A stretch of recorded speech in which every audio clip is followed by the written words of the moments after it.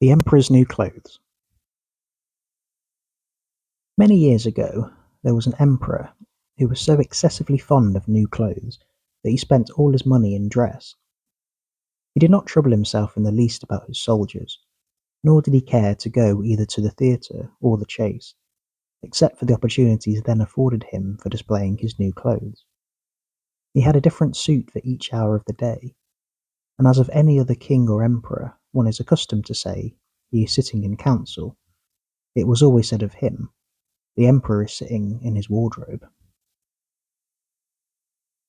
Time passed merrily in the large town which was his capital. Strangers arrived every day at court. One day, two rogues, calling themselves weavers, made their appearance. They gave out that they knew how to weave stuffs of the most beautiful colours and elaborate patterns, the clothes manufactured from which should have the wonderful property of remaining invisible to anyone who was unfit for the office he held, who was extraordinarily simple in character. These must indeed be splendid clothes, thought the emperor. Had I such a suit, I might at once find out what men in my realms are unfit for their office, and also be able to distinguish the wise from the foolish. This stuff must be woven for me immediately, and he caused large sums of money to be given to both the weavers in order that they might begin their work directly. So the two pretended weavers set up two looms and affected to work very busily, though in reality they did nothing at all. They asked for the most delicate silk and the purest gold thread, put both into their own knapsacks, and then continued their pretended work at the empty looms until late at night. "I should like to know how the weavers are getting on with my cloth," said the emperor to himself, after some little time had elapsed. He was, however, rather embarrassed, when he remembered that a simpleton, or one unfit for his office, would be unable to see the manufacture. To be sure, he thought he had nothing to risk in his own person, but yet he would prefer sending somebody else to bring him intelligence about the weavers and their work before he troubled himself in the affair. All the people throughout the city had heard of the wonderful property the cloth was to possess, and all were anxious to learn how wise or how ignorant their neighbours might prove to be. "I will send my faithful old minister to the weavers," said the emperor at last, after some deliberation. "He will be best able to see how the cloth looks, for he is a man of sense, and no one can be more suitable for his office than he is." So the faithful old minister went into the hall, where the knaves were working all with their might at their empty looms. "What can be the meaning of this?" thought the old man, opening his eyes very wide. "I cannot discover the least bit of thread in the looms." However, he did not express his thoughts aloud. The impostors requested him very courteously to be so good as to come nearer their looms, and then asked him whether the design pleased him, and whether the colours were not very beautiful, at the same time pointing to the empty frames. The poor old minister looked and looked. He could not discover anything on the looms, for a very good reason: there was nothing there. "What?" he thought again. "Is it possible that I am a simpleton? I have never thought so myself, and no one must know it now if I am so. Can it be? Am I unfit for my office? No, that must not be said either. I will never confess that I could not see the stuff." "Well, Sir Minister," said one of the knaves, still pretending to work, "you do not say whether the stuff pleases you." "Oh, it is excellent," replied the old minister, looking at the loom through his spectacles. "This pattern, and the colours, yes, I will tell the emperor without delay. How very beautiful I think them." "We shall be much obliged to you," said the impostors, and then they named the different colours and described the pattern of the pretended stuff. The old minister listened attentively to their words, in order that he might repeat them to the emperor, and then the knaves asked for more silk and gold, saying that it was necessary to complete what they had begun. However, they put all of that was given into their knapsacks, continued to work with as much apparent diligence as before at their empty looms. The emperor now sent another officer of his court to see how the men were getting on, and to ascertain whether the cloth would soon be ready. It was just the same with this gentleman as with the minister. He surveyed the looms on all sides, but could see nothing at all but the empty frames. "Does not the stuff appear as beautiful to you as it did to my lord minister?" asked the impostors of the emperor's second ambassador, at the same time making the same gestures as before, and talking of the design and colours which were not there. "I certainly am not stupid," thought the messenger. "It must be that I am not fit for my good profitable office. This is very odd. However, no one shall know anything about it." And accordingly he praised the stuff he could not see, and declared that he was delighted with both colours and patterns. "Indeed, please your Imperial Majesty," said he to his sovereign when he returned, "the cloth with which the weavers are preparing is extraordinarily magnificent." The whole city was talking of the splendid cloth which the emperor had ordered to be woven at his own expense.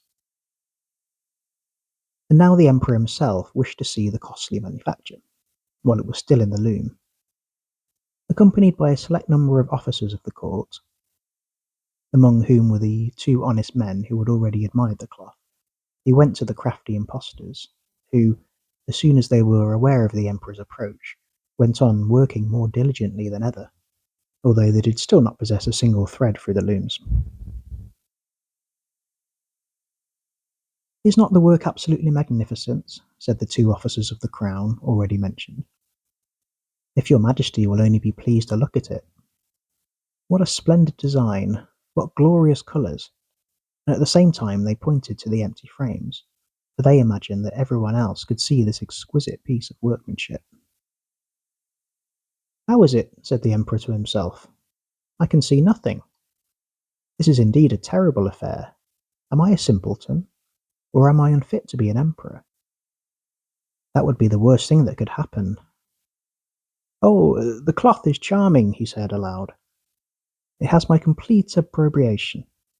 And he smiled most gracefully, and looked closely at the empty looms. For on no account would he say that he could not see what the two officers of his court had praised so much. All his retinue now strained their eyes, hoping to discover something on the looms, but they could see no more than the others. Nevertheless, they all exclaimed, "Oh, how beautiful!" and advised his majesty to have some new clothes made from this splendid material for the approaching procession. "Magnificent! Charming! Excellent!" resounded on all sides, and everyone was uncommonly gay. The emperor shared in the general satisfaction, and presented the impostors with the riband of an order of knighthood, to be worn in their buttonholes, and the title of gentlemen weavers.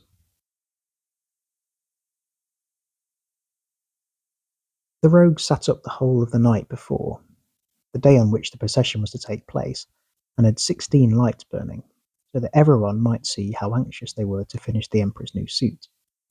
They pretended to roll the cloth off the looms, cut the air with their scissors, and sewed with needles without any thread in them. "See," cried they at last, "the emperor's new clothes are ready." And now the emperor, with all the grandees of his court, came to the weavers, and the rogues raised their arms, as if in the act of holding something up, saying, "Here are your majesty's trousers, here is the scarf, here is the mantle. The whole suit is as light as a cobweb. One might fancy one has nothing on at all, when dressed in it. That, however, is the great virtue of this delicate cloth." "Yes, indeed," said all the courtiers, although none of them could see anything of this exquisite manufacture. "If your Imperial Majesty will be graciously pleased to take off your clothes, we will fit on the new suit, in front of the looking-glass." The emperor was accordingly undressed, and the rogues pretended to array him in his new suit, the emperor turning round from side to side before the looking-glass. "How splendid his majesty looks in his new clothes, and how well they fit!" everyone cried out. "What a design! What colours! These are indeed royal robes." canopy which is to be borne over your majesty in the procession is waiting," announced the chief master of the ceremonies. "I am quite ready," answered the emperor. "Do my new clothes fit well?" asked he, turning himself around again before the looking glass, in order that he might appear to be examining his new handsome suit. The lords of the bedchamber, who were to carry his majesty's train, felt about on the ground as if they were lifting up the ends of the mantle, and pretended to be carrying something, for they would by no means betray anything like simplicity or unfitness for their office.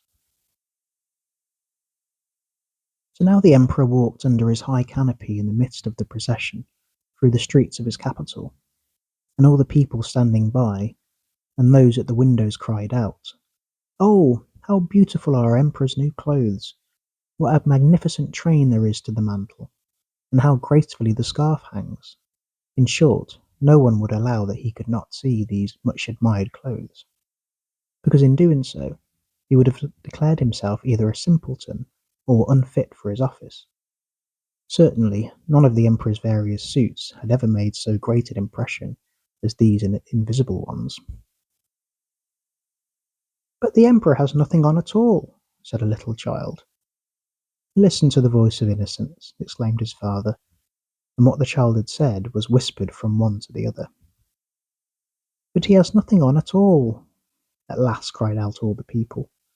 The emperor was vexed, for he knew that the people were right, but he thought the procession must go on now, and the lords of the bedchamber took greater pains than ever to appear holding up a train, although in reality there was no train to hold.